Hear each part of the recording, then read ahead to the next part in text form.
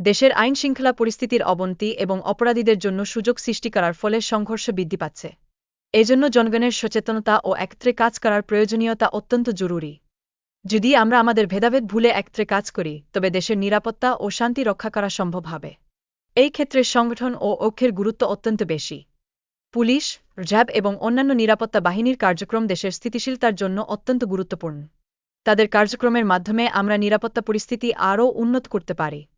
অর্থাৎ সংগঠনের মাধ্যমে সমাজে শান্তি প্রতিষ্ঠা করা সম্ভব।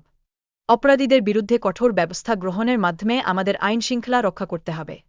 অপরাধীদের বিচার ও শাস্তি নিশ্চিত করার জন্য সঠিক তদন্ত এবং কার্যকর পদক্ষেপ গ্রহণের প্রয়োজন রয়েছে। এভাবে আমরা আইন শৃঙ্খলা বজায় রাখতে সক্ষম হব। সামরিক বাহিনী এবং পুলিশ বাহিনীর মধ্যে সমন্বয় অত্যন্ত জরুরি, যেন নিরাপত্তা ব্যবস্থা কার্যকর থাকে। এজন্য সকলের সহযোগিতা অপরিহার্য। তদন্ত কমিশনকে সহযোগিতা করার মাধ্যমে সরকারের সংস্কার কার্যক্রমের দিকে তৃতীয় দৃষ্টি দিতে হবে।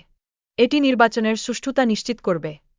ডক্টর ইউনূসের নেতৃত্বে দেশের ঐক্যবদ্ধ থাকার প্রচেষ্টা অব্যাহত রয়েছে। এই প্রচেষ্টায় সকলের অংশগ্রহণ অপরিহার্য।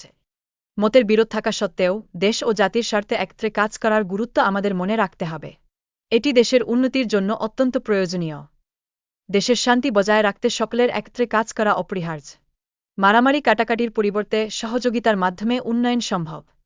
সেনাবাহিনী এবং সেনাপ্রধানের প্রতি বিদ্বেষ পরিহার করা উচিত। দেশের নিরাপত্তা নিশ্চিত করতে সেনাবাহিনী একটি গুরুত্বপূর্ণ ভূমিকা পালন করে। সেনাবাহিনী দেশের বিভিন্ন সমস্যায় নাগরিকদের উপদেশ ও সহায়তা প্রদান করে।